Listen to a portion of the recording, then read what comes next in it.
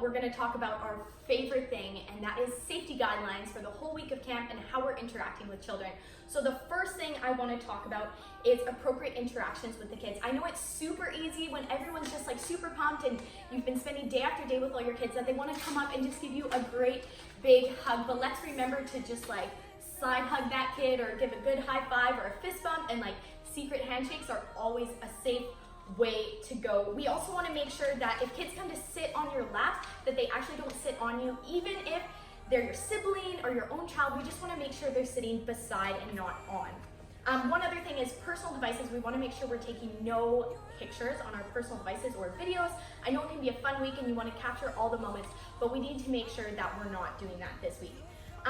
Why is appropriate interaction and touch important with all of the different kids is because we have campers coming from all different types of walks of life, different circumstances, and we don't know what they've been through, and we just want to make sure that we're protecting the kids and ourselves.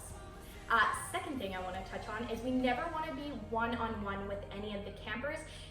If you're in a room with like door is shut, windows are shut, curtains are down, you know you're in a bad place. So make sure you get out of that space, that room, whatever. We always want to make sure that we have someone else with us along with the child, because if anything were to happen, then you have someone to back you up, you have a witness. So make sure that we're never one-on-one with any of the children. Okay, third thing I want to talk to you guys about is our duty to report. So working with minors comes with a lot of responsibility. We have a legal responsibility to report any alleged abuse to family services and the RCMP.